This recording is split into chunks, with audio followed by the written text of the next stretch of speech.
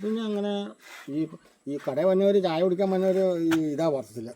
അപ്പം നമ്മൾ കേട്ട് മടുത്തു. ചേട്ടൻ പെണ്ണ് കാണില്ല. അതിന് ശേഷം റീമാരേജിൽ ചേട്ടൻ പെണ്ണ് കാണാനൊക്കെ പോയി. എന്നെയല്ല കേട്ടോ, വേറെ പെണ്ണ് കാണാൻ. അതിനൊക്കെ മുമ്പ്, എനിക്കൊക്കെ ആലോചന വന്നതിന് മുമ്പ് ആണോ, വരുന്നതിന് മുമ്പാണോ? 2024 ജനുവരിക്കൊക്കെ ശേഷമാണോ? അതിന് മുമ്പാണോ? മനസ്സിലാക്കാൻ പറ്റുന്നവർ ഇത് കാണുന്നവർ മനസ്സിലാക്കും. ഇപ്പം അതാ ഇതാന്ന് പറഞ്ഞിട്ട് ഒന്നും പറഞ്ഞു ഞാൻ വെട്ടി തുറന്ന് പറയുന്നില്ല സംഗതി. അത് ഇപ്പം ഈ ഇത് പറഞ്ഞവർക്ക് മനസ്സിലാവും. ഞാൻ കൂടുതൽ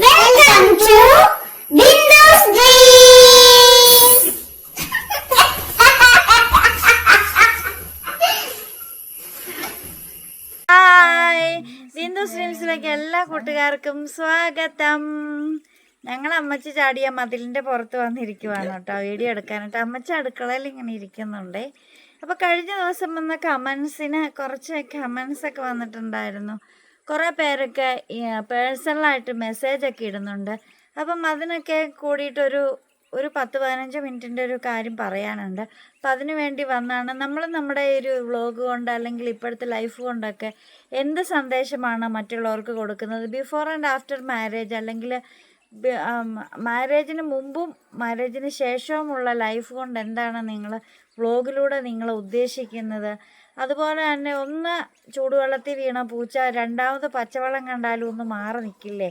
അപ്പം എങ്ങനെയാണ് നമ്മളൊരു റീമാരേജിലേക്കൊക്കെ പോവുക, അത് കുട്ടിക്ക് ആക്സെപ്റ്റ് ചെയ്യാനായിട്ട് പറ്റുമോ, അവരുടെ ലൈഫിൽ എന്തൊക്കെ ചേഞ്ചസ് വരും, അത് പോസിറ്റീവായിട്ട് എങ്ങനെ വിലയിരുത്തി ആ ഒരു മാരേജിലേക്ക് നിങ്ങൾക്ക് പോകാൻ കഴിയുമെന്നുള്ള ഉത്തരവൊക്കെ എൻ്റെ അപ്പുറം ഇപ്പുറം ഇരിക്കുന്നവരൊക്കെ ആയിട്ട് തരും. നമ്മൾ വലിയ കാര്യമായിട്ടൊന്നും ഇത്തവണ പറയാൻ പോകുന്നില്ല. ഒന്നും പറയാനില്ലേ. എനിക്ക് പിന്നെ നമ്മുടെ മാരേജ് കൊണ്ട് പുതുതായിട്ട് വരുന്ന ബന്ധുക്കളൊക്കെ നമ്മൾ ആക്സെപ്റ്റ് ചെയ്യുമോ, അവർക്ക് നിങ്ങളത് ഉൾക്കൊള്ളാനായിട്ട് സാധിച്ചിട്ടുണ്ടോ, ഇങ്ങനെയുള്ള കാര്യങ്ങളൊക്കെയാണ്. ഇതെല്ലാം നമുക്ക് നമ്മുടെ വീഡിയോസിലൂടെയൊക്കെ നമുക്ക് കാണാനായിട്ട് പറ്റും. അപ്പോൾ ഇവിടെ നിന്ന് ചെറുതിൽ നിന്നും നമുക്ക് തുടങ്ങാം, വീഡിയോയിൽ ചെറുതിൽ നിന്ന് തുടങ്ങാം. അപ്പോൾ പുതിയ വീട്ടിലേക്ക് വന്നപ്പോൾ പഴയ വീടെന്നൊക്കെ പറയുമ്പം ഒന്ന് ഇല അണങ്ങിയാൽ പോലും പേടിച്ച് കിടക്കുന്ന ഒരു ജീവിതം ഉണ്ടായിരുന്നു. ഓർക്കുന്നുണ്ടോ അതൊക്കെ?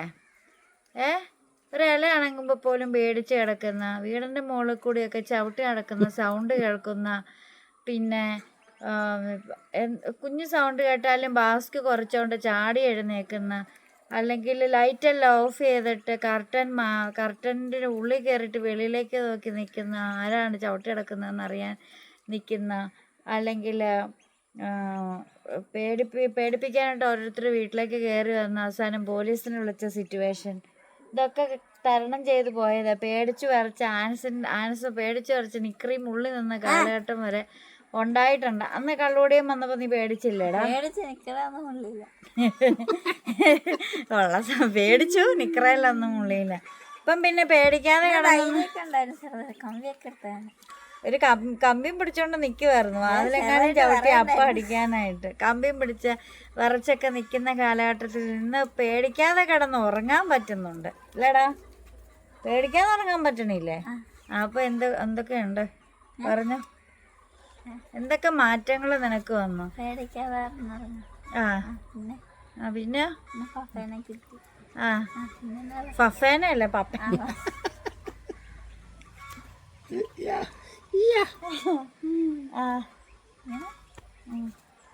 പറയടാ.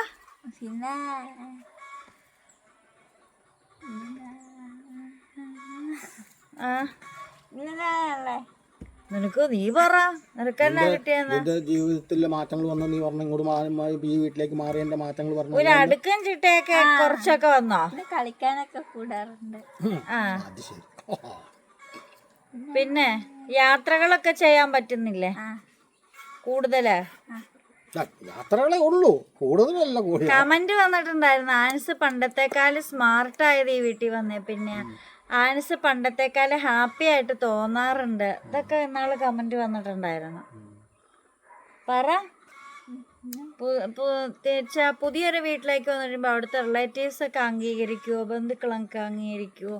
നിനക്കൊക്കെ അങ്ങനെ ആരെങ്കിലുമൊക്കെ ബന്ധുക്കളൊക്കെ ആയിട്ട് കിട്ടിയിട്ടുണ്ടോ പുതിയതായിട്ട്? ആ പുതിയ ഞാൻ പഴയ ബന്ധുക്കൾ അംഗീകരിച്ചിട്ടില്ല, ഒന്നും കിട്ടിയില്ല, ഒന്നും തന്നില്ല. പറ ആരെ എന്തൊക്കെ? വീടും കൂട്ടുകാരും നീ തെളിച്ചു ഉറക്കെ പറ. അല്ല ഉറക്കെ പറഞ്ഞ പുതിയ റിലേറ്റീവ്സിനൊക്കെ കിട്ടിയോ? അവരൊക്കെ നിന്നെ അംഗീകരിക്കണ്ടോ? അവർക്കൊക്കെ നിന്നെ ഇഷ്ടമാണോ? ഇഷ്ടം. ആരൊക്കെ? അപ്പഴ ചേട്ടനും പിന്നെ ചേട്ടൻ്റെ വൈഫും പിന്നെ ചാച്ചനും ആ ചേച്ചിയും ചേട്ടനും പിന്നെ ചേട്ടായിമാരൊക്കെ പിന്നെ പിന്നെ അവിടെ ചേച്ചിയൊക്കെ പിന്നെ ഇവിടെ ഒരു പിള്ളേരൊക്കെ വന്നില്ലായിരുന്നോ നിന്റെ? നീ ഹെലികോപ്റ്ററൊക്കെ കൊറേ കൂട്ടുകാരൻ, കൊറേ റിലേറ്റീവ്സ്, കൊറേ കസിൻസിനെ ഒക്കെ കിട്ടിയിട്ടുണ്ട്. ആൻസിന് ഈ ലൈഫിൽ ഹാപ്പിയാണോ? അത് പറയാൻ എത്ര മടി. ഹാപ്പിയാന്നല്ലേ, ഹാപ്പിയാന്ന് പറ. ചുണ്ട് കൂട്ടിട്ട് പറയണം. എന്തിനാ നീ ചിരിച്ചിരിക്കും? ഇങ്ങോട്ട് നീങ്ങിയിരിക്കും. പകുതിയൊക്കെ കാണാവുള്ളൂ. ഫോൺ തിരിച്ചിരിച്ച് ഞാൻ മടുത്ത്. ഇനി എന്ത് വിശ്വസിച്ചാണ് ഒരു റീമാരേജിലേക്ക് പോവുകയെന്ന്? ചൂടുവെള്ളത്തിൽ വീണ പൂച്ച പച്ചവെള്ളം കണ്ടാലും ഒന്ന് മാറി നിൽക്കും. എന്നാലും ചേട്ടൻ ഇതിനുമ്പ് പെണ്ണൊക്കെ കണ്ടിട്ടുണ്ടായിരുന്നു കേട്ടോ. പെണ്ണ് കാണാനൊക്കെ പോയിട്ടുണ്ടായിരുന്നു. രണ്ടാമത് കല്യാണമൊക്കെ ആലോചിച്ച് തുടങ്ങിയപ്പം. എക്സ്പീരിയൻസ് പറയൂലേ? ജീവിതത്തിൽ ആദ്യമായിട്ട് പെണ്ണ് കാണാൻ പോയത്. ആദ്യത്തെ ചേട്ടൻ്റെ ലവ് മാരേജ് ആയിരുന്നു, അത് വേറെ കാര്യം. അപ്പം അതുകൊണ്ട് വലിയ പെണ്ണ് കാണൽ ചടങ്ങ് അങ്ങനെ അന്നുണ്ടായിരുന്നോ? പെണ്ണ് കാണല്. അതിന് ശേഷം റീമാരേജിൽ ചേട്ടൻ പെണ്ണ് കാണാനൊക്കെ പോയി. എന്നെയല്ല കേട്ടോ, വേറെ പെണ്ണ് കാണാൻ. അതിനൊക്കെ മുമ്പ്, എനിക്കൊക്കെ ആലോചന വന്നതിന് മുമ്പ് ആണോ? വരുന്നതിന് മുമ്പാണോ? 2024 ജനുവരിക്കൊക്കെ ശേഷമാണോ? അതിന് മുമ്പാണോ? 23-ലാ? ഡേറ്റൊന്നും ഞാൻ നോക്കുന്നു. ഒരു സ്ഥലത്ത് ഒരാൾ പറഞ്ഞ് ഇന്നെ കൊണ്ടെന്ന് തോന്നുന്നു. അങ്ങനെ ഒന്ന് പോയി ജസ്റ്റ് അത് പോന്നു. അവർക്ക് അവിടെ നിൽക്കണം എന്ന് പറഞ്ഞു. നമുക്കത് നടക്കണ കേസ് അവർക്ക് ഇഷ്ടപ്പെട്ടായിരുന്നു. അവിടെ നിൽക്കണം എന്ന് പറഞ്ഞു. ചേട്ടൻ ഭയങ്കര സെറ്റപ്പിലൊക്കെയാണോ പോയാ? നമ്മൾ സാധാ സാധാ രീതിയിലേ പോകുള്ളൂ. നമ്മൾ എപ്പോഴും അങ്ങനെയാണ്. ഡയ്യൊക്കെ ചെയ്തായിരിക്കും പോയെ. അല്ല അതിപ്പോഴും ചെയ്യലുണ്ട്. അത് വേറെ കാര്യം. ഇല്ലാന്നില്ല, അതെപ്പോഴും ശരിയല്ലേ. ഇപ്പോഴും ഇച്ചിരി പൊറോട്ട വന്നെന്ന് എനിക്ക് തോന്നുന്നു. ഡൈ അല്ല നേരെ പറഞ്ഞാൽ ഇപ്പൊ പണ്ടത്തണക്കല്ല. ഇപ്പൊ അങ്ങനെ ഡൈ ചെയ്യും. പള്ളിയിലൊക്കെ പോകുന്നതിന് മുമ്പ് അങ്ങനെയൊക്കെ ചെയ്യും. പക്ഷെ പണ്ട് അങ്ങനെയല്ലായിരുന്നു. അന്നേരം കടയിൽ പോവില്ല. സ്ഥിരം രാവിലെ കടയിൽ പോവില്ലേ? അപ്പൊ കടയിൽ പോകുമ്പോൾ നമ്മള് ഇതാ കാരണം കടയിൽ നിൽക്കുമ്പോൾ നമ്മൾ അതിൻ്റെ പക്ഷെ ചെന്ന് കഴിയുമ്പോൾ അരമണിക്കൂർ ആകുമ്പോഴത്തേക്ക് ഏത് ഡ്രസ്സായാലും ശരി പോക്ക വേർത്ത് കുളിക്കും. ചെന്ന് അടിച്ചു വാരി കഴുകി പറിക്കുമ്പോഴത്തേനും വേർക്കും. അത് വേറെ. എന്നാലും എപ്പോഴും ഇതങ്ങനെയാണ്. എന്നിട്ടല്ല അങ്ങനെ ഇത് ഇപ്പോൾ എല്ലാവരും പറഞ്ഞു കല്യാണം കഴിക്കുകയില്ല, നീ എന്തിനാ ഒറ്റയ്ക്ക് ഇങ്ങനെ നടക്കണേ, എന്തിനാ നിൻ്റെ ജീവിതം ഇത് ചുമ്മാ കളയണം, എന്തിനാ നിനക്കൊരു അപ്പോൾ ഇത് പ്രായമാകുമ്പോൾ നിനക്കൊരു സഹായം ഒരു തുണ വേണ്ടേ എന്നിങ്ങനെ ഇപ്പോൾ എന്നോട് എന്തോരോ ആൾക്കാർ പറഞ്ഞിട്ടുണ്ട്. കരിമണ്ണൂരുള്ള ഒരു 80% എന്നെ പരിചയമുള്ളൊരു 80% ആൾക്കാരും പറയും എന്നോട് പറയും. ചേട്ടാ എന്നെ ഡിവോഴ്സ് ചെയ്തിട്ട് ഒത്തിരി നാളൊന്നും ആയില്ലായിരുന്നല്ലോ. ആയില്ല അല്ല 2022-ലോ? ഓ ഞാൻ ഓർക്കുന്നില്ല. ഡിവോഴ്സ് ആയത് 2022-23 കൊറോണ ടൈമിലൊന്നും അല്ലല്ലോ. അത് കഴിഞ്ഞിട്ട് അപ്പം പിന്നെ ഇങ്ങനെ ഈ നമ്മുടെ സുഹൃത്തുക്കളല്ല കടക്കാർ തന്നെ ഒത്തിരി ആൾക്കാർ ഉണ്ട്. നമ്മുടെ കടയിലുള്ളവർ ഈ അവിടെ വന്നവർ പറയുന്നു, ആണുങ്ങളും പെണ്ണുങ്ങളും പറയുന്നു ഇങ്ങനെ. അപ്പോൾ എല്ലാവരും ഈ എൻ്റെ സ്വഭാവം അവർക്കറിയാം. ആരെങ്കിലും ആലോചിച്ചിട്ടുണ്ടായിരുന്നു? അവിടെ ഉണ്ട് ഇവിടെ ഉണ്ടെന്നൊന്നും പറഞ്ഞു. അപ്പൊ അങ്ങനെ ഈ പെണ്ണ് കാണാൻ പോയത് ആരെങ്കിലും പറഞ്ഞിട്ടാണോ? അറിയുന്നവരാരെങ്കിലും പറഞ്ഞിട്ടാണോ പോയേ? അത് നമ്മുടെ ഒരു സുഹൃത്ത് പറഞ്ഞതാണ്. അങ്ങനെ പോയതാ. അവര് വന്ന കൂടെ? അവൻ വന്നായിരുന്നു, എൻ്റെ കൂടെ വന്നായിരുന്നു. അങ്ങനെ വന്നു. അപ്പം പിന്നെ അങ്ങനെ ഈ കടയിൽ വന്നവർ ചായ കുടിക്കാൻ വന്നവർ ഇതാ പറഞ്ഞില്ല. അപ്പം നമ്മൾ കേട്ട് മടുത്തു. ചേട്ടൻ ഒന്നോടെ ഒന്ന് പരീക്ഷിക്കാന്ന് വിചാരിച്ചു. അല്ല അത് അവരും പറഞ്ഞു, എല്ലാവരും പറഞ്ഞു സംഗതി ഒറ്റയ്ക്ക് നടന്നിട്ടില്ല എന്ത്. അപ്പം ഞാൻ നോക്കുമ്പോൾ ആ ഇടയ്ക്കോ ഇങ്ങനെ നമുക്കൊരു ബുദ്ധിമുട്ട് വരുമ്പോൾ നമ്മൾ തന്നെയല്ലേ ഉള്ളൂ. ബുദ്ധിമുട്ട് വരുമ്പോൾ അതിൻ്റെ ഒരു ഇതുണ്ട്. അപ്പോൾ ഞാനതേ വേണ്ട, ആദ്യമൊക്കെ വേണ്ട പോട്ടെ തള്ളി. അതൊരു വീണ്ടും പ്രസിംഗാണ് പുറകെ. അപ്പോൾ ഇങ്ങനെ ആലോചന തുടങ്ങിയോ വന്നവർ ലാസ്റ്റ് മടുത്തെന്ന് വെച്ചാൽ മടുത്തു. വീട്ടിൽ നിന്ന് പറഞ്ഞില്ലേ? വീട്ടിലും പറഞ്ഞു ചേച്ചിമാരൊക്കെ പറഞ്ഞു എന്താ ഒന്ന് ആലോചിക്കട എന്ന് പറഞ്ഞു. അപ്പോൾ അവർക്കും ഇത് ഞാൻ തന്നെയല്ലേ ഉള്ളൂ. അപ്പോൾ ചാച്ചൻ ചെല്ലുമ്പോൾ തന്നെയാണോടാ നീ എന്നാൽ നേരത്തെ വീട്ടിൽ പൊക്കോണ്ടോ ചാച്ചൻ്റെ അടുത്ത് ചെല്ലുമ്പോൾ ചാച്ചൻ പറയാം. ചാച്ചനൊന്നും അറിഞ്ഞിട്ടില്ല, പക്ഷെ ചാച്ചനെല്ലാം അറിയുന്നുണ്ട് തന്നെ. അറിഞ്ഞതാ, എല്ലാം അറിഞ്ഞിട്ടുണ്ട്. ചാച്ചന് കംപ്ലീറ്റ് പേര് അറിയാം. അപ്പോൾ പിന്നെ അങ്ങനെ ഒരു ഞാൻ ചെന്നപ്പോഴും ചാച്ചനെ അറിയാമായിരുന്നു, രണ്ടാമത് കല്യാണം കഴിച്ചതൊക്കെ അല്ലേ? അറിയാം. ഞാൻ പറഞ്ഞില്ല എന്നുള്ളൂ. പിന്നെ അന്ന് പറയാത്തതെന്നു വെച്ചാൽ ഇത്ര പ്രായമായിരിക്കും ചാച്ചനൊരു ബുദ്ധിമുട്ട് വരണ്ടല്ലോ എന്നുള്ളത്. പക്ഷെ ചാച്ചനൊരു ബുദ്ധിമുട്ട് ചാച്ചന് ഭയങ്കര സന്തോഷമാണ്. ചാച്ചന് ഭയങ്കര സന്തോഷമാണ്. അപ്പൊ ചാച്ചൻ എന്നെ ഏറ്റവും ഇഷ്ടം. അതിപ്പോ കാണാൻ പറ്റേ. അപ്പൊ അങ്ങനെ അങ്ങനെയാണ് ഇങ്ങനെ ആയത്. അപ്പൊ ചേട്ടൻ റീമാരേജ് ചെയ്യാനായിട്ട് കാച്ചവെള്ളത്തിൽ ചാടിയ പൂച്ച പച്ചവെള്ളം കണ്ടാൽ അറയ്ക്കും. അപ്പൊ ചേട്ടൻ ഒരു തട്ടുകേട് കിട്ടി. അപ്പൊ ഇനിയും കിട്ടുമോന്ന് ചേട്ടന് ഡൗട്ട് ഉണ്ടായിരുന്നു. ഒരു ബുദ്ധിമുട്ട്. ഇനി ആദ്യത്തെ മാരേജ് കൊണ്ട് ചേട്ടന് ബുദ്ധിമുട്ടുണ്ടായി.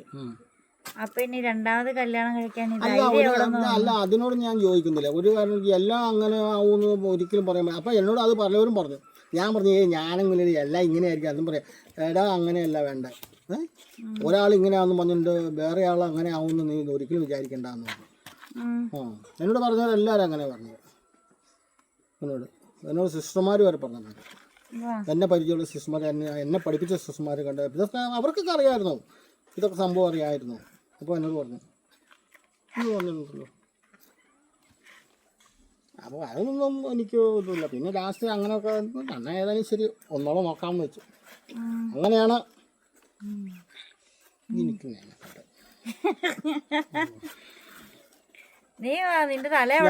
ഇത് കൂടുതൽ ആളോടും പറഞ്ഞു. ഞാൻ വീട്ടിൽ പറഞ്ഞു, ഇത് കഴിഞ്ഞ് ഇപ്പം വീട്ടിലെ ചേട്ടന്മാരോടും പറഞ്ഞു, പെങ്ങന്മാരോടും പറഞ്ഞു. എന്നിട്ട് അങ്ങനെ ഇപ്പോഴാണ് ഇത് ജോസലിനോട് പറഞ്ഞ ഏതാണ്ട് ഒരു 5-6 ദിവസം മുമ്പാണ്. രജിസ്റ്റർ 5-6 ദിവസം മുമ്പാണ് പറഞ്ഞത്. എന്നിട്ട് പിറ്റേ ദിവസം തലേദിവസം പറയാം ചേട്ടാ എന്നടാ നാളെ ഇത് പ്രത്യേക പരിപാടി വല്ലതും ഉണ്ടോയെന്ന് ചോദിച്ചു. നാളെ പ്രത്യേകിച്ച് പരിപാടി ഒന്നുമില്ല കേട്ടോ എന്ന് ചോദിച്ചു. എന്നാൽ ഒരു കാര്യം ചെയ്യാം, ഒരു 10 മണി ആകുമ്പോഴത്തെ ആ ആധാർ കാർഡ് കൊണ്ട് രജിസ്റ്റർ ഓഫീസ് ഒരു ഇതുമായിട്ട് വരാം. ജോസേട്ടൻ ചോദിച്ചാ പെണ്ണെവിടുന്നാന്ന് വല്ലതും ചോദിച്ചാ? എന്നെ കുറിച്ച് നേരത്തെ ഒന്ന് സൂചിപ്പിച്ചായിരുന്നു ഞാൻ. ഇത് ആയില്ല, നേരത്തെ സൂചിപ്പിച്ചായിരുന്നു. എന്നാ ഞാൻ വന്നേക്കടാത്. പുള്ളി ആദ്യം വന്നത് നമ്മളെല്ലാരും ജോസേട്ടനാണോ നോക്കിക്ക്. പിന്നെ ചേട്ടൻ ഒറ്റയ്ക്കായിരുന്നപ്പോ എന്ന് 8 മണിയാകുമ്പോഴത്തേക്കും ചേട്ടന്റെ നേരെ മൂത്ത ചേച്ചി വിളിക്കുമായിരുന്നു. ചേച്ചി ഒന്നും വിളിക്കൂലേ? രാവിലെ വിളിക്കും, വൈകുന്നേരം കിടക്കണതിന് മുമ്പ് പുള്ളിക്കാറ്റ് വിളിച്ചിട്ടേ കിടക്കുള്ളൂ. എടുത്തില്ലെങ്കിൽ പിന്നെ അന്ന് രാത്രിയിൽ 2-3 പ്രാവശ്യം വിളിക്കും. ഇല്ലെങ്കിൽ അതിരാവിലെ വിളിക്കും. 2-3 പ്രാവശ്യം അവൾ എന്നെ സ്ഥിരം വിളിച്ചിട്ടുണ്ട്. ഒരു ദിവസം പോലും ഇല്ല നീ വീട്ടിൽ എത്തിയോടാ, അല്ല നീ എവിടെയാ എന്നൊക്കെ ചോദിക്കും. അപ്പം ഞാൻ പറയും ഇന്നൊക്കെ വല്ല ഫംഗ്ഷനാട്ടോ ഞാൻ പിന്നെ താമസിച്ച പോകുന്നു. ശരി. അപ്പോൾ എന്നിട്ട് പിറ്റേ ദിവസം രാവിലെ നീ നിലപ്പോൾ വന്നു എന്നൊക്കെ ചോദിക്കാറില്ല. അവരൊക്കെ ചോദിക്കും.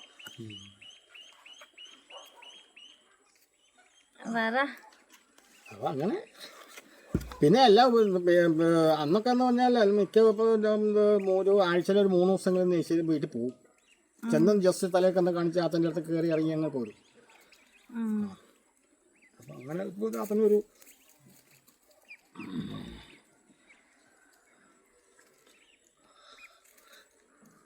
പിന്നെ അന്ന് പിന്നെ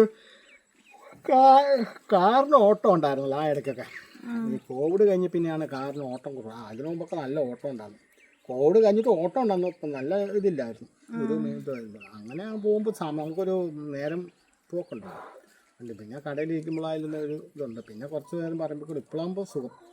ഇപ്പോൾ ഒരു ടെൻഷനും ഇല്ല, ഒരു ടെൻഷനും ഇല്ല. നമ്മൾ കാര്യങ്ങൾ നോക്കുക, വീട്ടിൽ ഇരിക്കുക, അങ്ങനെ തന്നെ. അല്ലാതെ വേറെ ഒരു എനിക്ക് ഈ സെക്കൻഡ് മാരേജിൽ എനിക്ക് ഒരു പരാജയമൊന്നും എനിക്ക് തോന്നിയിട്ടില്ല. ഇല്ല, ഇപ്പോൾ 1 വർഷം കഴിഞ്ഞു, 1.5 വർഷമായല്ലോ. എനിക്ക് അങ്ങനെ ഒരു ഇപ്പോൾ പല ഇത് കമൻറ്റുകളും ഉണ്ട്, പലതും ഉണ്ട്, എന്നെ കാണിക്കാറുണ്ട്, എന്നെ വായിച്ച് കേൾപ്പിക്കാറുണ്ട്. അതിപ്പോൾ ആ പറഞ്ഞവർ ഇപ്പം അത് ആലോചിച്ചിട്ട് കാര്യമില്ല. കാരണം ഇപ്പം പറഞ്ഞിട്ട് ഒരു കാര്യവുമില്ല. ഞാൻ ഛർദ്ദിച്ചത് വീണ്ടും ഭക്ഷിക്കാറില്ല ഒരിക്കലും. അത് മനസ്സിലാക്കാൻ പറ്റുന്നവർ, ഇത് കാണുന്നവർ മനസ്സിലാക്കും. ഇപ്പം ഇതാന്ന് പറഞ്ഞിട്ട് ഒന്നും പറഞ്ഞു ഞാൻ വെട്ടി തുറന്ന് പറയുന്നില്ല സംഗതി. അത് ഇപ്പം ഇത് പറഞ്ഞവർക്ക് മനസ്സിലാവും. ഞാൻ കൂടുതൽ ഒന്നും പറയുന്നില്ല. അതുകൊണ്ട് എനിക്ക് സെക്കൻഡ് മാരേജിൽ എനിക്കൊരു പരാജയം ഇതുവരെ വന്നിട്ടില്ല. അല്ലാതെ പിന്നെ ഏതാണ്ട് വേറെ എന്താ പറഞ്ഞാലോ, വേറെ എന്താ പറഞ്ഞില്ല, ഞാൻ മറന്നുപോയി. അപ്പോൾ അതുകൊണ്ട് എനിക്ക് പരാജയമൊന്നും വന്നിട്ടില്ല. സെക്കൻഡ് മാരേജിൽ എനിക്ക് ഓക്കെയാണ്. ഇനിയുള്ള കാലം അടിച്ചു പൊളിച്ച് ജീവിക്കുക, അത്ര ഒന്നും. അല്ലാതെ വേറെ ഒന്നുമില്ല. പിന്നെ ചുമ്മാ ഇരിക്കില്ല. ചുമ്മാ ഇരുന്ന് കഴിഞ്ഞാൽ നമ്മൾ ഇരിപ്പായി പോകും. നമുക്ക് ഈ ചുമ്മാ ഇരുന്ന് ഇപ്പം ഭക്ഷണം കഴിച്ച് വീട്ടിൽ തന്നെ ഇരുന്ന് അങ്ങോട്ടും പോകില്ല ഇങ്ങോട്ടും പോകില്ല എന്ന് കഴിഞ്ഞാൽ നമുക്ക് അസുഖങ്ങൾ വന്ന് കേൾപ്പില്ല. ഇതാകുമ്പോൾ നമ്മൾ അധ്വാനിക്കുന്നു, രാവിലെ വൈകുന്നേരം വരെ അധ്വാനിക്കുന്നു. അപ്പോൾ നമുക്ക് നമ്മളെ സഹായിച്ച് ഒരു കുഴപ്പവും വരില്ല. ഇതൊക്കെ ഉള്ളു സെക്കൻഡ് മാരേജിൽ എനിക്ക്. എന്നെ സംബന്ധിച്ചിടത്തോളം ഫസ്റ്റ് മാരേജൊക്കെ കഴിഞ്ഞ് 10-12 വർഷത്തിന് ശേഷമാണ് സെക്കൻഡ് മാരേജിലേക്ക് പോയത്. അതിന് മുമ്പ് ആലോചനകളൊക്കെ വന്നിട്ടുണ്ടെങ്കിലും പലതും പറഞ്ഞിട്ടൊക്കെ ഉണ്ടെങ്കിൽ ഇങ്ങനെ വലിയ വിശ്വാസമൊന്നും ഇല്ലായിരുന്നു. പിന്നെ ചേട്ടൻ്റെ കാര്യത്തിലെന്ന് പറഞ്ഞാൽ നമുക്കറിയായിരുന്നു, ഇവിടെ ഉള്ള ആളുകളൊക്കെ പറഞ്ഞു കേട്ടിട്ടുണ്ടായിരുന്നു. എന്താണേലും ആരെങ്കിലൊക്കെ നെഗറ്റീവ് എന്തെങ്കിലുമൊക്കെ പറയേണ്ടതല്ലേ. പക്ഷെ ആരും നെഗറ്റീവൊന്നും ചേട്ടനെക്കുറിച്ചൊന്നും പറഞ്ഞു കേട്ടിട്ടില്ലായിരുന്നു. പിന്നെ ഞാൻ അത്രയേറെ ഒരു ട്രോമയിൽ ഇരിക്കുമ്പോഴാണ് ഞാൻ സെക്കൻഡ് മാരേജിലേക്ക് പോയത്. കാരണം ഇങ്ങനെ വാടക വീടുകളെല്ലാം മാറി വേണ്ടതും വേണ്ടാത്തതും ഒക്കെ ഇങ്ങനെ കേട്ടും ആകെ മടുത്തു പോയായിരുന്നു ഒറ്റയ്ക്ക്. പിന്നെ പേടിച്ചും എത്ര നാളാന്നൊക്കെ ഇങ്ങനെ ചിന്തിച്ച് പിന്നെ ചേട്ടനെക്കുറിച്ചൊക്കെ കൂടുതൽ അറിഞ്ഞൊക്കെ കഴിഞ്ഞപ്പോഴത്തേക്കും പിന്നെ ഓക്കെ. അല്ലാണ്ട് ചുമ്മാ എടുത്ത തീരുമാനമൊന്നുമല്ല. പെട്ടെന്ന് പോയിട്ട് അങ്ങ് കല്യാണം കഴിക്കാമെന്നൊക്കെ വെച്ചാൽ അങ്ങനെയാണെങ്കിൽ പിന്നെ നേരത്തെ തന്നെ ആകാമായിരുന്നല്ലോ. 10-12 കൊല്ലത്തേക്ക് നിൽക്കേണ്ട കാര്യമൊന്നുമില്ല. ഹസ്ബൻഡ് മരിക്കണ സമയത്ത് എനിക്ക് 28 വയസ്സേ ഉള്ളൂ. അതും കഴിഞ്ഞ് 10-12 കൊല്ലമൊക്കെ കഴിഞ്ഞ് 11 കൊല്ലം കഴിഞ്ഞ് 38 വയസ്സ് കഴിഞ്ഞ് 39 നിൽക്കുമ്പോഴാണ് 39ലാണ് ഞാൻ സെക്കൻഡ് മാരേജിലേക്ക് പോയത്. അതും കഴിഞ്ഞിട്ട് ഒരു 2 മാസം കഴിഞ്ഞപ്പോഴത്തേക്ക് എൻ്റെ 40ൻ്റെ ബർത്ത്ഡേ ആയിരുന്നു. അപ്പോൾ ഇത്രയും ഒരു ഏജ് 11 കൊല്ലം വെയിറ്റ് ചെയ്തിട്ടാണ് കല്യാണം കഴിച്ചത്. അത് കല്യാണം കഴിക്കാൻ വേണ്ടി വെയിറ്റ് ചെയ്തതൊന്നുമല്ല, ഇങ്ങനെ അങ്ങ് പോകട്ടെ എന്നുള്ള ചിന്തയിലൊക്കെ നിൽക്കുമായിരുന്നു. അല്ലാണ്ട് ഒറ്റയ്ക്കാണ്. പിന്നീട് ഇവന് കുട്ടി വലുതായി അവൻ കല്യാണം കഴിച്ച് കഴിയുമ്പോൾ അവൻ്റെ ലൈഫൊക്കെ ആയിട്ട് പോകുന്നൊക്കെ ഒത്തിരി പേര് പറഞ്ഞിട്ടൊക്കെയുണ്ട്. അപ്പം അത് മാത്രമൊന്നുമല്ല, ഒറ്റയ്ക്ക് കുറേ കാര്യങ്ങൾ നമുക്ക് ഒറ്റയ്ക്കൊന്നും ചെയ്യാൻ പറ്റത്തില്ല എന്ന് മനസ്സിലായി. അല്ലെങ്കിൽ നമ്മൾ എത്ര സത്യസന്ധരായിട്ട് നിന്നാലും മറ്റുള്ളവരുടെ കണ്ണിൽ നമ്മളെക്കുറിച്ച് ഇല്ലാത്തതൊക്കെ പറയും. അല്ലെങ്കിൽ നമ്മളെ ഒറ്റയ്ക്കാണെങ്കിൽ നമ്മളെ തകർക്കാനൊക്കെ എളുപ്പമാണെന്നൊക്കെ മനസ്സിലായി. അങ്ങനെയൊക്കെ ഇതായി കഴിഞ്ഞപ്പോഴത്തേക്ക് പ്രത്യേകിച്ച് ഇവിടെ വന്നേ പിന്നെയാണ് എനിക്ക് ഇത്രയേറെ ബുദ്ധിമുട്ടുകളുണ്ടായത്. വാടകയ്ക്ക് കിടന്നപ്പം ഇത്രയേറെ ബുദ്ധിമുട്ടുകളുണ്ടായത് എനിക്ക് ഒട്ടും ഇഷ്ടമല്ലാത്തൊരു സ്ഥലമായിരുന്നു ഇത്. കുറേ പേരിൽ കുറേ സിറ്റുവേഷനിൽ നിന്നും ഉണ്ടായതാണ്. ആളുകൾ അങ്ങനെ ആയിരിക്കാം. ആ സാഹചര്യങ്ങളിൽ നിന്നും വെറുത്തു പോയൊരു നാട്ടിൽ പിന്നെ ലൈഫ് ലോങ് ജീവിക്കേണ്ടതായിട്ട് വന്നു. ഇവിടെ നിന്ന് എങ്ങനെയെങ്കിലും രക്ഷപ്പെടണം. ഞാൻ എന്താണേലും ആ വീട്ടിൽ വാടകയ്ക്ക് എടുത്തിട്ട് ഇനി ഇവിടെ നിന്ന് പോവുകയാണെങ്കിൽ സ്വന്തമായിട്ടൊരു വീട്ടിലേക്ക് പോവുള്ളെന്ന് തീരുമാനിച്ച് അവിടെ നിന്നത്. എന്നിട്ട് അപ്പം നമ്മളുള്ള സ്ഥലം വിറ്റിട്ട് എവിടെയെങ്കിലും ഒരു വീടായിട്ട് വാങ്ങാൻ പറ്റുമോ, ഞാൻ ആ വഴിക്കൊക്കെ നോക്കി. അല്ലെങ്കിൽ സ്ഥലവും വീടുമായിട്ട് മാറ്റത്തിൽ പിടിച്ച് അങ്ങനെ പോകാൻ പറ്റുമോ, അല്ലെങ്കിൽ ലോൺ എടുത്താൽ ഞാനിങ്ങനെ പല രീതിയിൽ ചിന്തിച്ചുകൊണ്ടിരിക്കുമ്പോഴായിരുന്നു ഇങ്ങനെ ഒരു കല്യാണത്തിലേക്ക് പോയത്. എന്താണെങ്കിലും ഞാൻ സ്വന്തമായിട്ടൊരു വീട്ടിലേക്കേ മാറുമായിരുന്നുള്ളൂ. ഇപ്പോൾ അതേ ചേട്ടൻ പറഞ്ഞു എനിക്ക് വീട് സ്ഥലമൊക്കെ എഴുതി തരാമെന്ന്. ചേട്ടൻ എന്നോട് പറയാം എനിക്ക് ഞാൻ കുറച്ച് സ്ഥലം എഴുതി തരട്ടെന്ന്. ചേട്ടനെ ഞാൻ കൊന്നില്ലെന്നേ ഉള്ള. ഇല്ല ഞാൻ ചോദിക്കട്ടെ, ഈ കാണാവുന്ന അല്ല ഞാൻ ചോദിക്കും, ഇങ്ങനെ കെട്ടിപ്പിടിച്ച് കിടന്നിട്ട് എപ്പോൾ ചാകുമ്പോൾ പെട്ടിക്കത്തിയിട്ട് ആരും കൊണ്ട് തന്നുവിടില്ലല്ലോ. പോവോ ചേട്ടൻ മരിക്കണ ഞാനായിരിക്കും മരിക്കണേ. ഇനി ഒരു തവണ താങ്ങാനൊന്നും പറ്റൂല. അത് തമ്പുരാൻ അത് തീരുമാനിക്കല്ലേ, നമ്മളല്ല തീരുമാനിക്കണേ. അല്ലാതെ എനിക്ക് അങ്ങനെ ഈ സ്വത്തിനോടോ പൈസയോടോ ആർത്തിയൊന്നും എനിക്കില്ല. ഉണ്ടെങ്കിൽ ഉണ്ട്, ഇല്ലെങ്കിൽ ഇല്ല. ഇല്ലെങ്കിൽ ഇല്ലാത്തവണ്ണം ജീവിക്കും, ഉണ്ടെങ്കിൽ ഉള്ള പോലെ ജീവിക്കും, അത്ര തന്നെ.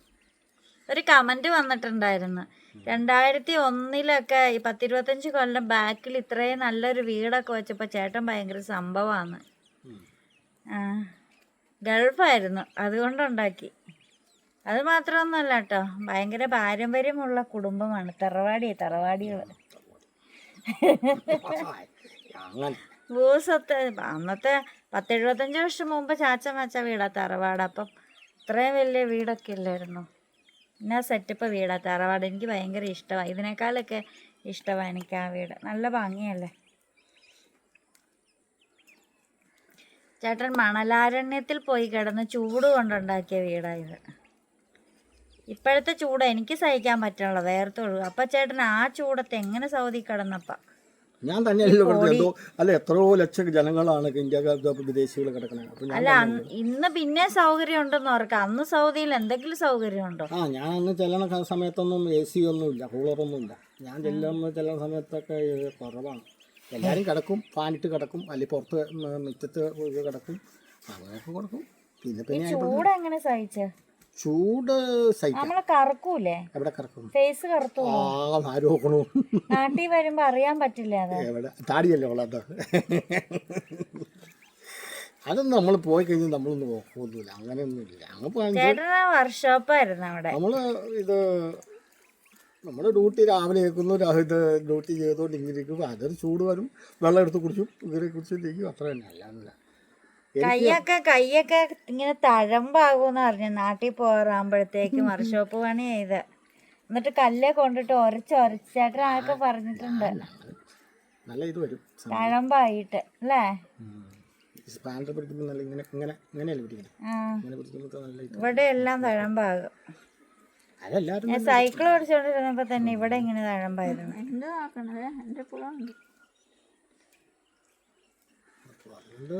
അങ്ങനെ ചേട്ടൻ ഉണ്ടാക്കിയ വീടാണ് കേട്ടോ. പിന്നെ ഈ വീട് കണ്ട 25 വർഷം പഴയ വീടാന്ന് തോന്നുന്നില്ല. കാലടിപ്പുഴയുടെ മണലിൽ നിന്നും ഉണ്ടാക്കിയ വീടാണ് സുഹൃത്തുക്കളെ. കഴിഞ്ഞ ദിവസം ചേട്ടൻ പറഞ്ഞപ്പോൾ മനസ്സിലായി, ഇത് കാലടിയിലെ മണലാണ്.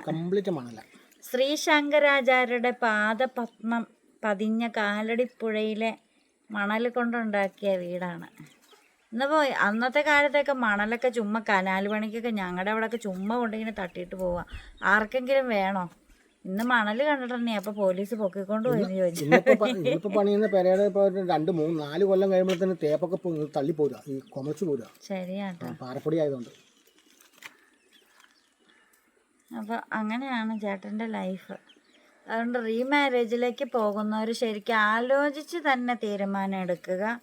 എല്ലാം ഒക്കെ ആയിക്കൊള്ളണം എന്നൊന്നുമില്ല. എല്ലാ സൈഡും ഒത്തിരി അഭിപ്രായം കേൾക്കാതിരിക്കാം. ഒത്തിരി അഭിപ്രായം കേട്ട് കഴിഞ്ഞാൽ തീർന്നു. ശരിയാ. ഒരുപാട് അഭിപ്രായങ്ങളിലേക്ക് ഒത്തിരി പേരുടെ അഭിപ്രായം കേട്ടിട്ടുണ്ടെങ്കിൽ നമുക്ക് തന്നെ കൺഫ്യൂഷൻ ആകും. പിന്നെ നമ്മൾ തന്നെ എല്ലാ സംശയത്തോടെ നോക്കി കാണും. കല്യാണം കഴിഞ്ഞാലും നമ്മൾ പിന്നെ അത് സംശയം വെച്ചുകൊണ്ട് നോക്കിക്കാണും. അതും ഒരു പ്രശ്നമാണ് കേട്ടോ. കണ്ണി കാണുന്നത് വിശ്വസിക്കുക. നമ്മുടെ മുന്നിൽ വെച്ചുള്ള കാര്യങ്ങൾ പൂർണ്ണ ബോധ്യമുള്ളത് മാത്രം വിശ്വസിക്കുക. പിന്നെ നമ്മൾ സ്വയം അതിൻ്റെ നെഗറ്റീവും പോസിറ്റീവും ചിന്തിച്ച് ശരിയെന്ന് തോന്നുന്നത് തിരഞ്ഞെടുക്കുക. പെട്ടെന്ന് ചാടിത്തുള്ളി പുറപ്പെട്ടിട്ട് അവസാനം അതൊരു നമുക്ക് തന്നെ ഒരു ബാധ്യതയാകാതിരിക്കട്ടെ. പിന്നെ മറ്റുള്ളവരൊക്കെ പലതും പറഞ്ഞെന്നിരിക്കും, അതൊക്കെ ജീവിതത്തിലേക്ക് കൊണ്ടുവരാതിരിക്കുക. അങ്ങനെയാണ് ഇങ്ങനെയാണെന്നൊക്കെ പലതും പറഞ്ഞു തരാൻ കാണും. കാരണം നമ്മളെക്കുറിച്ച് നല്ലതൊന്നും ചിന്തിക്കാൻ അധികം ആളുകളൊന്നും ഉണ്ടാവത്തില്ല. നമുക്ക് മോശം വരാൻ മാത്രം അത് കണ്ട് ചിരിക്കാനേ ആളുകളുണ്ടാവുള്ളൂ. പിന്നെ അത് മാത്രമൊന്നുമല്ല, ചിലർക്ക് തന്നെ സ്വഭാവമുണ്ട്. എങ്ങനെയല്ലോ ഒരു കുടുംബം എങ്ങനെയും തകർത്ത് പള്ളക്കളയാൻ നോക്കും, എന്നിട്ട് ചിരിക്കും. അവിടെ ഇങ്ങനെ അങ്ങനെയായി ഇങ്ങനെയായി കണ്ടു ചിരിക്കും. നമ്മളിപ്പോ നമ്മുടെ വിഷമങ്ങൾ ആരോടെങ്കിലും അത് പറഞ്ഞു അവനവൻ്റെ കുടുംബത്തിൽ എന്തെങ്കിലും പ്രശ്നം വരുമ്പോഴാണ്, ബുദ്ധിമുട്ട് വരുമ്പോഴാണ് അവർക്ക് ചിന്തിക്കാൻ പറ്റുള്ളൂ. അങ്ങനെയുള്ളവരൊക്കെ ഇപ്പോൾ കമൻറ്റ് വിടണം. അത് പറഞ്ഞിട്ട് കാര്യമില്ലല്ലോ, അത് മനസ്സിലാക്കാനുള്ള ബുദ്ധി ഇല്ലല്ലോ. പിന്നെ നമുക്ക് നമ്മളാരോടെങ്കിലും സങ്കടം പറഞ്ഞൊക്കെ ചെല്ലുവാണെങ്കിൽ അവർ നമ്മളെ ആശ്വസിപ്പിക്കുകയൊക്കെ ചെയ്യും. നമ്മുടെ സങ്കടങ്ങൾ കേൾക്കുകയും ചെയ്യുമായിരിക്കും, നമ്മളോട് എന്തെങ്കിലും ആശ്വാസവാക്ക് പറയുമായിരിക്കും. പക്ഷെ ആ നമ്മുടെ വിഷമങ്ങൾ അവർ വേറെ മൂന്നാമതൊരാളോട് പറഞ്ഞ് അതിൽ നിന്ന് സഹതാപമായിട്ടോ സങ്കടമായിട്ടോ അയ്യോ അവൾക്ക് അങ്ങനെ വന്നല്ലോ എന്നൊക്കെ പറഞ്ഞതിൽ നിന്നും ഒരു സന്തോഷം കണ്ടെത്തുന്ന അങ്ങനെ ഉള്ള ഒരു സൈക്കോ മെൻറ്റാലിറ്റി ഉള്ളവരും ഉണ്ട്. അതുകൊണ്ട് നമ്മുടെ വിഷമങ്ങളൊന്നും അധികം ആരോട് ഷെയർ ചെയ്യാതിരിക്കുക. പിന്നെ എന്നെ പറ്റി എന്ത് പറ്റി അങ്ങനെയാണ് ഇങ്ങനെയാണ് വെച്ചൊക്കെ ഇങ്ങനെ ചോദിച്ച് കിള്ളി എടുക്കുന്നവരുണ്ട്. പിന്നെ നമ്മളെ പൂർണ്ണമായിട്ടും അറിയാവുന്നവർ, അവർക്ക് നമ്മളെ അറിയാം, നമ്മളോടൊന്നും പ്രത്യേകിച്ചൊന്നും ചോദിച്ച് മനസ്സിലാക്കേണ്ട ആവശ്യമൊന്നും അവർക്കില്ല. അവർ നമ്മളെ അയ്യോ അങ്ങനെ പറ്റുമോ ഇങ്ങനെ പറ്റുമോ എന്നും പറഞ്ഞ് ഒരിക്കലും നമ്മുടെ അടുത്ത് സഹതാപം കാണിക്കുകയോ ഇല്ല, ദുഃഖം അഭിനയിക്കുകയും ഇല്ല. അവർ നമ്മളെ അവരുടെ ലൈഫിലേക്ക് എൻജോയ് ചെയ്തങ്ങ് ഹാപ്പി ആയിട്ട് കൊണ്ടുപോകാനേ ശ്രമിക്കുകയുള്ളൂ. അപ്പോൾ പിന്നെ നമ്മൾ 10 പേരോട് പരാതി പറഞ്ഞ് സങ്കടപ്പെട്ട് കിടന്നിട്ടൊന്നും കാര്യമില്ല. അതിൽ നിന്ന് സന്തോഷം കണ്ടെത്തുന്ന മനസ്സുകളും ഉണ്ട് എന്ന് വിചാരിക്കുക. പിന്നെ നമ്മുടെ സന്തോഷങ്ങൾ മാത്രം മറ്റുള്ളവരായിട്ട് പങ്കിടുക. സങ്കടങ്ങളൊക്കെ നമ്മൾ ആ സങ്കടം എങ്ങനെ തരണം ചെയ്യാന്നുള്ള കാര്യം നമ്മൾ തന്നെ സ്വയം ചിന്തിച്ച് മറ്റുള്ള അനുഭവങ്ങളിൽ നിന്നൊക്കെ എടുത്ത് അതിനെ പരിഹരിക്കാനായിട്ട് നോക്കുക. അത്രയൊക്കെ ഉള്ളൂ. അത്രയൊക്കെ ആയ ജീവിതമൊക്കെ പിന്നെയൊക്കെ അങ്ങോട്ട് വരുന്ന വഴിക്ക് പോകുന്ന വഴിക്കൊക്കെ ആയിട്ട് ഇങ്ങനെയൊക്കെ ആയിട്ട് അങ്ങ് പോക്കോളും. പിന്നെ വരുന്നത് വന്നെടുത്ത് വെച്ച് കാണുക. എല്ലാവരും ഫെയ്ത്ത് വിധിയാണ്. ഇതുപോലെ നമ്മളിപ്പോൾ എങ്ങനെയൊക്കെ തീരുമാനിച്ചാലും വരാനുള്ളതൊക്കെ വന്നുകൊണ്ടേയിരിക്കും. അത്രേ ഉള്ളൂ ലൈഫ്. അപ്പം നമുക്കിവിടെ വീഡിയോ വൈൻഡപ്പ് ചെയ്യാം. അവനെ കേട്ടിട്ട് ബോറടിച്ചിട്ട് അവൻ പോയി. ഫിലോസഫി വിളമ്പി ആര് കേൾക്കാനാ? അവനെന്ന് പറഞ്ഞാൽ ഇപ്പൊ കളിച്ച് നടക്കേണ്ട പ്രായമില്ല, അവനിപ്പോ ഇതൊന്നും അല്ലല്ലോ. അപ്പം അവന് കളിക്കാൻ നമുക്ക് പിന്നൊരു സന്തോഷ വാർത്ത. നമ്മുടെ വീട്ടിൽ 3 കുഞ്ഞാവന്മാരുണ്ടായിട്ടുണ്ട്. നമ്മുടെ പ്രാണി പ്രസവിക്കാൻ സമയത്ത് കഴിഞ്ഞ പ്രസവത്തിന് അവള് എന്നെ വന്ന് വിളിച്ചോണ്ട് പോയാ പ്രസവിച്ചേ. ടോയ്ലറ്റിലിരുന്ന് എന്നെ ശല്യം ചെയ്ത് വിളിച്ചുകൊണ്ട് പോയി അവൾ പ്രസവിച്ച്. ഇത്തവണ ഞാൻ അവളോട് പറഞ്ഞായിരുന്നു, നിനക്ക് 3 പിള്ളേരാണെങ്കിൽ ഒരു കൊച്ചിനെ എനിക്ക് തന്നെന്ന്. അതുകൊണ്ടാണ് അവൾ പ്രസവിക്കാൻ നേരത്തെയുള്ള എന്നെ വിളിച്ചുമില്ല, മിണ്ടിയില്ല. ഇവളങ്ങ് വാഷിംഗ് മെഷീൻ ഇരിക്കുന്നതിൻ്റെ മുകളിലായിട്ട് നമുക്കൊരു ചെറിയൊരു ബെർത്തുണ്ട്, ഒരു ചെറു റൂം പോലെ. അതിൻ്റെ മുകളിൽ ഇവളത് ഈ എയർ ഹോളിൽ കൂടെ കയറിപ്പോയി പ്രസവിച്ച് അവിടെ കിടപ്പുണ്ട്. ഞാൻ പോലും കൊച്ചങ്ങൾ ഇതുവരെ കണ്ടിട്ടില്ല. ഇവൻ ഏണി വെച്ച് കയറി 3 പിള്ളേരെയും കണ്ട് ഫോട്ടോ എടുത്ത് കാണിച്ച ആ ഫോട്ടോ ഞാൻ ഇതിനകത്ത് അറ്റാച്ച് ചെയ്ത് വെക്കാം. അപ്പം പ്രാണിക്ക് കുഞ്ഞുങ്ങളുണ്ടായി, 3 പിള്ളേരാണ്. അമ്മയും കുഞ്ഞുങ്ങളൊക്കെ സുഖമായിട്ടിരിക്കണം. അമ്മ അവിടെ വന്ന് വെള്ളം കുടിച്ചുകൊണ്ട് നിൽപ്പുണ്ട്. ഇപ്പം നിലവിൽ ഈ ചൂടത്ത് ആ പിള്ളേർ അങ്ങനെ ആ മണ്ടയ്ക്ക് കിടക്കണം. അന്തരമല്ല ചൂട് വരില്ല. പിന്നെ ഈ തെങ്ങും ഉണ്ടല്ലോ അല്ലേ. അപ്പം ഇത്രയൊക്കെ ഉള്ളൂ. ഇനിയിപ്പോൾ കുറച്ച് കുഞ്ഞാവന്മാർ ഉണ്ടാവാനിരിപ്പുണ്ട്. 2 പെടകൾ പൊരുന്ന് ഇരിപ്പുണ്ട്. മുട്ട വെച്ച് കൊടുത്തിട്ടുണ്ട്. കുഞ്ഞാവ ഉണ്ടായി കഴിയുമ്പോൾ നമ്മൾ കാണിച്ചു തരുന്നിരിക്കും. എന്നെപ്പോലും അവൾ അടുപ്പിക്കില്ല, നാടൻ കോഴിപ്പടയാണ്, അല്ലെങ്കിൽ തന്നെ അവൾ കൊത്തും.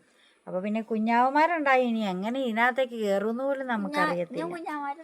അപ്പം നമ്മളിവിടെ വീഡിയോ വൈൻഡപ്പ് ചെയ്യുവാണ്. ഇതൊക്കെയാണ് നമ്മുടെ ആഫ്റ്റർ ആൻഡ് ബിഫോർ മാരേജ്. അവനെല്ലാം പറഞ്ഞു. അപ്പൊ ബൈ ബൈ ബൈ. ബൈ. ആ